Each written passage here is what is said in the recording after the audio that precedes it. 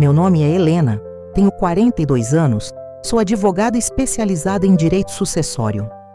Passei 15 anos ajudando famílias a resolver disputas de herança. Nunca, nem nos casos mais absurdos que vi, imaginei que um dia eu seria acusada de forjar o testamento do meu próprio pai. Mas não fui eu quem alterou aquele documento.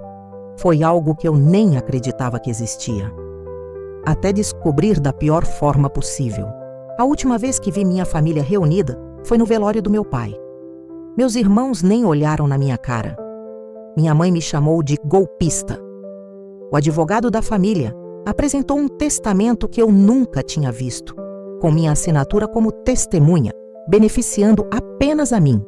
2 milhões de reais em imóveis, ações e conta bancária. Tudo em meu nome. O problema? Eu estava em Miami naquela data. Tenho carimbo no passaporte provando isso. Mas minha assinatura estava lá, perfeita, idêntica, com reconhecimento de firma em cartório que eu fiz, segundo os registros. Como você assina um documento quando está a 7.000 quilômetros de distância? Essa pergunta me levou a descobrir algo que destruiu tudo o que eu acreditava sobre a realidade e sobre minha própria família. Tudo começou 6 meses antes do testamento aparecer. Meu pai, Antônio, estava com câncer terminal. Eu cuidava dele todos os dias depois do trabalho.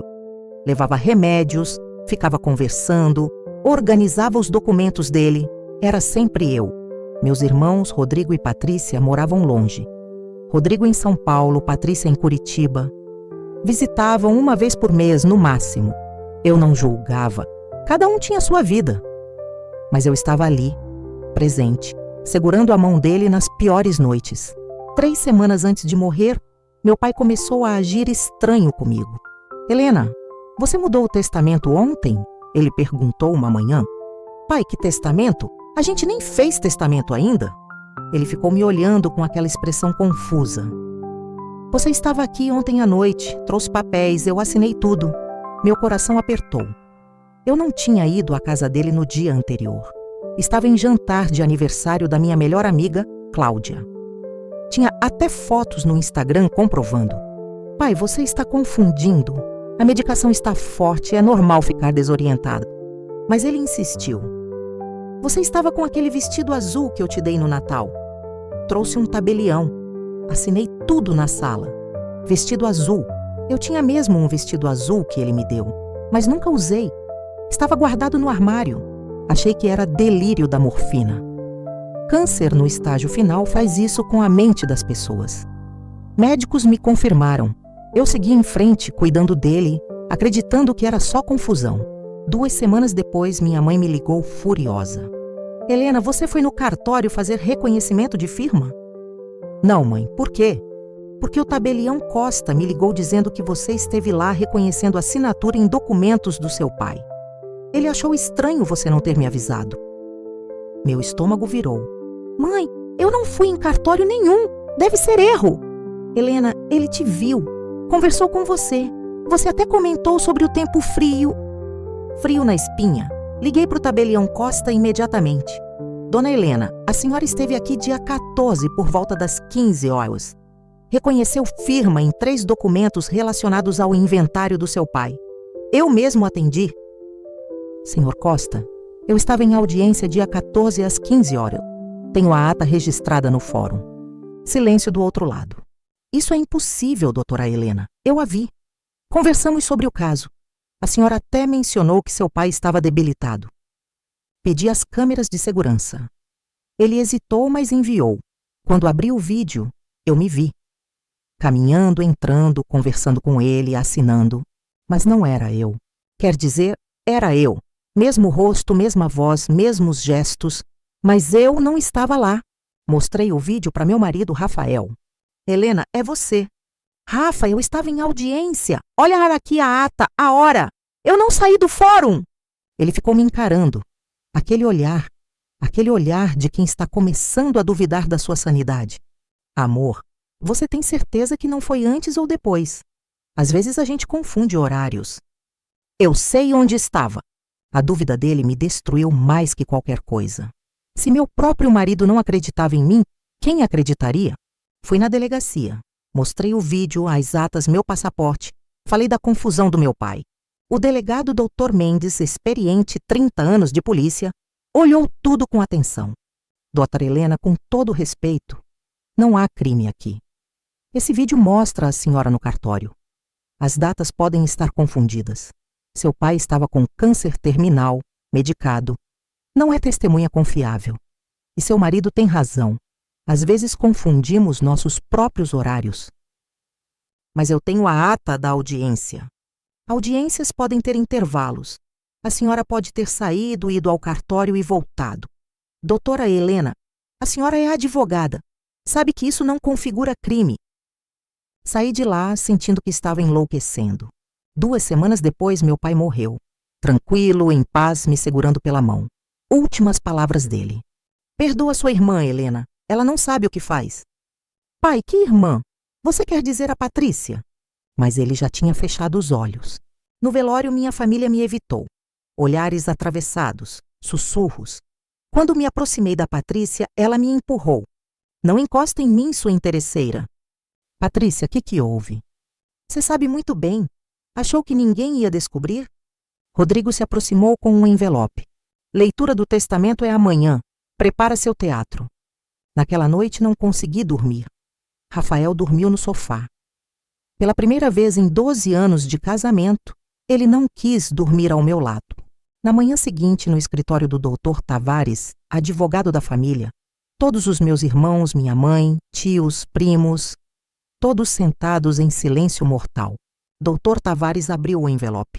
Testamento de Antônio Ferreira Santos, lavrado em 14 de março de 2025. Meu sangue congelou. 14 de março, o dia do cartório.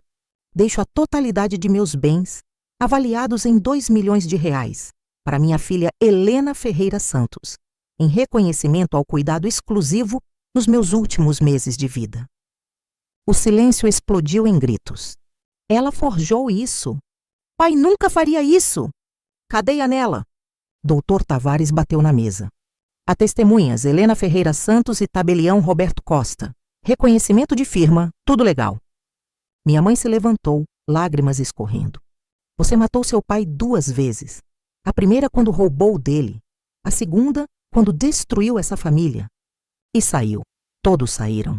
Me deixaram sozinha naquela sala com o doutor Tavares me olhando com nojo. Doutora Helena, eu a conhecia como profissional séria. Nunca imaginei. Eu não fiz isso. Então quem fez? Seu pai sozinho foi ao cartório e forjou sua assinatura? Você estava lá. Tem vídeo, tem firma reconhecida, tem testemunha. Não tinha resposta. 1 semana depois, acordei 3 horas da manhã com a sensação de alguém no quarto. Não tinha ninguém. Rafael estava viajando a trabalho, ou fugindo de mim, eu não sabia mais. Mas ouvi. Clara como se alguém estivesse sussurrando no meu ouvido. Você precisa ir na casa da Mariana. Mariana, minha irmã mais velha que morreu aos 19 anos, 30 anos atrás, antes de eu nascer.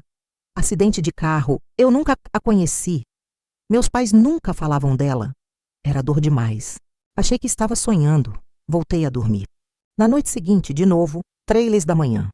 Casa da Mariana, Rua das Acácias, 428. Rua das Acácias. Eu conhecia.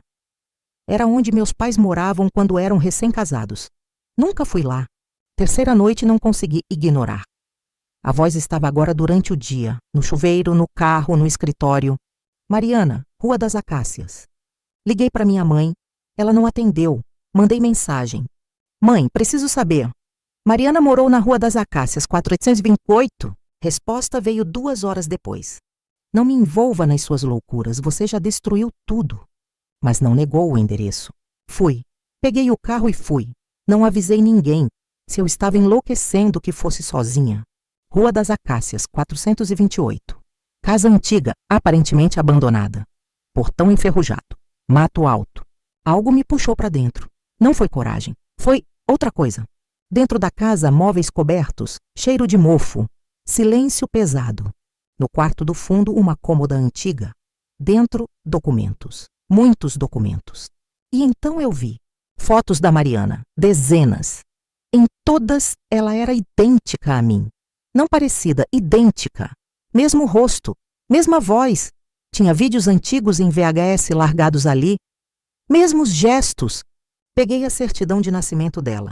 15 de abril de 1975. Minha data de nascimento, 15 de abril de 2003. Mesmo dia, 28 anos de diferença. Embaixo das fotos um diário, letra dela. 3 de janeiro de 1994. Fui no cartório hoje com papai. Consegui fazer o que ele pediu. Falsifiquei a assinatura do tio Rogério no documento da herança. Papai disse que era para o bem da família. Eu confio nele. Meu sangue congelou. Continuei lendo. 12 de fevereiro de 1994. Não consigo mais dormir. Fico vendo o rosto do tio Rogério me acusando. Papai diz que é culpa, que eu preciso esquecer, mas eu não consigo. 3 de março de 1994, o tio Rogério se suicidou. Enforcou-se no sítio. Deixou carta dizendo que a família o traiu. Papai mandou eu rasgar a carta. Eu obedeci. 18 de março de 1994. Acidente hoje. Carro bateu. Estranho. Eu não lembro de ter acelerado. Era como se outra pessoa estivesse dirigindo. Última entrada. 19 de março de 1994, morri ontem. Morri ontem. Minha mente explodiu. Saí correndo daquela casa. Direto para a casa da minha mãe. Bati na porta até ela abrir. O que você quer? Tio Rogério, quem era? O rosto dela ficou branco. Como você sabe desse nome? Quem era ele? Ela me puxou para dentro. Olhou para os lados como se alguém pudesse ouvir. Rogério era irmão do seu pai. Eles tinham uma empresa juntos. Construção civil. Nos anos 90, a empresa ia falir. Rogério queria vender tudo e dividir as dívidas. Seu pai achou outra solução. Que solução? Forjou documentos. Transferiu a dívida toda para o nome do Rogério. Tirou o nome dele da sociedade. Ficou com tudo. E a Mariana? Lágrimas dela caíram. Mariana ajudou. Falsificou as assinaturas. Ela tinha um dom. Conseguia imitar qualquer letra. Seu pai pediu. Ela obedeceu. E ela morreu como? Acidente. Mas Mariana nunca foi a mesma depois que Rogério se matou. Ela ficou obcecada. Dizia que via ele, que ele pedia vingança. Psiquiatras disseram que era culpa, mas ela insistia que era real. Mãe, eu vi o diário dela. A última entrada diz: morri ontem. Como ela escreveu depois de morrer? Minha mãe ficou em silêncio. Eu escrevi? O quê? Encontrei o diário dela um dia depois do acidente. Ele estava aberto na última página. Tinha uma frase dela: se eu morrer amanhã, foi Rogério. Eu rasguei essa página. Não podia deixar isso aparecer. Escrevi outra coisa para encerrar a história. Senti náusea. Mãe, você sabia que tinha algo errado e escondeu? Mariana estava doente, culpa, paranoia. Não era real. E se fosse? Silêncio.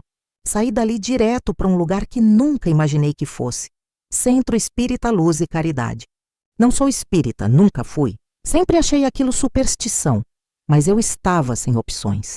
A médium, Dona Clarice, 70 anos, me recebeu sem perguntas. Você está sendo perturbada por alguém que quer justiça através de você. Como você sabe? Porque eu vi ela ao seu lado quando você entrou. Moça jovem, 19 anos, cabelo castanho, olhos iguais aos seus. Descrição exata da Mariana. Ela não está em paz. Carrega culpa de algo que fez em vida e agora está sendo usada. Usada por quem? Por alguém que quer vingança. Alguém que foi traído e morreu com ódio no coração. Rogério. Dona Clarice fechou os olhos. Ele a está usando como ponte. Ela tem ligação com você. Mesma data de nascimento, mesma aparência, mesma família. Espíritos obcecados buscam canais. Ela é o canal. Você é o alvo. Mas eu não fiz nada. Seu pai fez. E você é a filha que ficou, a que cuidou dele, a que herdou o karma dele. Então foi ela que forjou o testamento? Não. Foi Rogério através dela. Ele aprendeu no plano espiritual a técnica que ela usava em vida, falsificação. Agora ele usa contra a família que o destruiu. Comecei a chorar. Como eu provo isso? Como eu faço minha família acreditar? Você não pode provar, mas pode libertar. Como? Encontre o corpo dele. O corpo de Rogério foi encontrado no sítio da família em 1994, enforcado em uma árvore, enterrado no cemitério municipal. Ou deveria ter sido. Pedi exumação. Juiz negou. Sem motivo plausível, sem crime configurado, sem investigação aberta, não há exumação. Então fui sozinha. Cemitério Municipal de São João do Ivaí. Túmulo de Rogério Santos. Lápide simples, 1956-1994. Descanse em paz. Contratei um coveiro aposentado, seu Jacinto. Paguei 5.000 em dinheiro vivo. Ele topou. Exumação clandestina, meia-noite, sem autorização. Crime federal. Mas eu não tinha escolha. Cavamos. 1 hora, 2, 3. Caixão apareceu. Madeira podre. Quando abrimos, vazio. Absolutamente vazio. Moça, isso aqui não é normal. Corpo some assim não, nem ossada. Embaixo do caixão, no fundo da cova, um envelope plástico, lacrado, protegido da umidade. Dentro, carta. Letra de Rogério. Comparei depois com documentos antigos. Antônio, se você está lendo isso é porque alguém finalmente procurou. Talvez um filho seu, talvez um neto, não importa. Eu não me suicidei, você me matou. Falsificou minha assinatura. Destruiu minha vida. Fez minha própria sobrinha me trair. Quando confrontei você, me deu veneno. Me enforcou depois. Forjou suicídio. Mariana viu, por isso ela morreu. Acidente de carro. Você cortou os freios. Eu vi você fazer. Meu corpo não está aqui porque eu mandei meu advogado esconder antes de você chegar. Está enterrado em outro lugar, com provas, documentos, gravações, tudo. Procure, prove, vingue. Latitude e longitude. Coordenadas. Joguei no Google Maps. Porão de um prédio comercial abandonado no centro de São Paulo. Rua Aurora, 823. Peguei o carro e fui. 7 horas de estrada. Cheguei de madrugada. Prédio em ruínas, condenado sem segurança. Porão inundado, água até o joelho, cheiro de podridão. Nas coordenadas exatas, parede falsa. Quebrei com uma barra de ferro que achei ali. Dentro, esqueleto humano. Roupas preservadas pelo ambiente seco atrás da parede falsa. Carteira com identidade. Rogério Santos. E uma caixa de metal. Dentro, contratos originais da empresa, sem as alterações. Gravador de fita cassete antigo. Fitas de áudio. Documentos manuscritos com comparação entre assinatura real de Rogério e falsificação de Mariana. E uma confissão gravada de Antônio, meu pai, dizendo: Rogério, você entende, né? Era a família ou você. Eu escolhi minha família. Ouvi a gravação inteira. Rogério suplicando. Meu pai, frio, explicando o plano. Rogério sendo envenenado. Sons de luta, silêncio. Eu estava ouvindo o assassinato do meu tio. Na última fita, outra voz. Jovem, Mariana. Papai, eu vi tudo. Eu sei o que você fez. Eu vou contar. Resposta do meu pai. Não, minha filha. Você não vai. Som de chaves de carro. Mariana. Papai, por que você está mexendo no meu carro? Só checando o óleo, minha linda. Vai com Deus. Ele confessou, gravado. Matou o irmão e a filha. Liguei para a polícia. Delegado Mendes, o mesmo que me ignorou antes. Levei tudo. Esqueleto, gravações, documentos, coordenadas, carta. Ele ouviu tudo, branco. Chamou perícia, chamou promotoria. Caso reaberto. Homicídio duplo, Antônio Ferreira Santos. Culpado. Mas ele estava morto. Doutora Helena, seu pai morreu, não há quem processar. Mas ele matou 2 pessoas. E está morto. O Estado não processa cadáveres. E o testamento falso? Isso é outra investigação. Vamos precisar de perícia grafotécnica, análise de vídeo, testemunhas. Processo aberto. 6 meses de investigação. Perícia concluiu. A assinatura era idêntica à minha, mas impossível de eu ter feito. Eu estava em Miami. Vídeo analisado por especialistas. Imagem real, não editada, mas comportamento anômalo detectado. Tabelião Costa depois. Eu conversei com ela, mas agora que penso, ela sabia coisas sobre o pai que só a doutora Helena saberia. mas também sabia coisas de 30 anos atrás que a doutora Helena não poderia saber. Testemunhas extras surgiram. Vizinhos da casa da Rua das Acácias. Vimos uma moça idêntica à doutora Helena entrando e saindo daquela casa várias vezes em março. Mas a casa está abandonada faz 20 anos. Promotoria encontrou algo que eu não sabia. Meu pai tinha feito outro testamento. 6 meses antes de morrer. Testamento real. Dividindo tudo igualmente entre os 3 filhos. Registrado, legal, testemunhado. O testamento que me beneficiava foi feito depois. E anulou o primeiro. Doutora Helena, alguém queria que você fosse culpada. Alguém queria destruir sua família. Rogério, ele não queria justiça, queria vingança. E usou Mariana como ferramenta. Dona Clarice me explicou depois. Espíritos obcecados não pensam racionalmente. Rogério queria que a família de Antônio sofresse como ele sofreu. Não apenas financeiramente, emocionalmente. Destruir os vínculos, fazer irmãos se odiarem, fazer mãe rejeitar filha. E conseguiu? Sim, mas agora você tem a verdade. Levei todas as provas para minha família. Reunião no escritório do Dr. Tavares. Mostrei as gravações, os documentos, o esqueleto do Rogério, a carta dele, as fitas confessando os assassinatos. Silêncio absoluto. Minha mãe desabou. Eu sabia, sempre soube, mas não podia admitir. Rodrigo e Patrícia choraram. Me pediram perdão, mas algo em mim tinha quebrado. Não era sobre perdão, era sobre verdade. Vocês precisam entender uma coisa, eu disse. Eu também sou vítima de uma obsessão espiritual, de um ódio que atravessou a morte. Mariana está presa entre 2 mundos porque nosso pai a manipulou em vida e Rogério a manipula agora na morte. Levei todos no centro espírita. Dona Clarice fez uma sessão de desobsessão. Mariana se manifestou através de outra médium, chorando, pedindo perdão. Eu não queria, ele me obrigou, eu só queria descansar. Rogério também se manifestou, raivoso, gritando. Ele matou minha filha.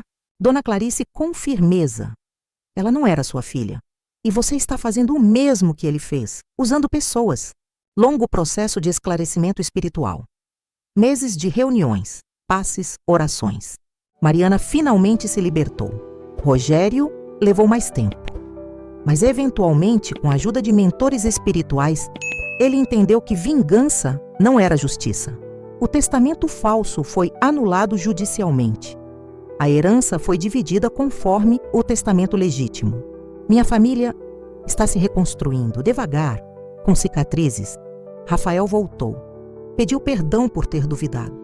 Estamos na terapia de casal, mas a pergunta permanece.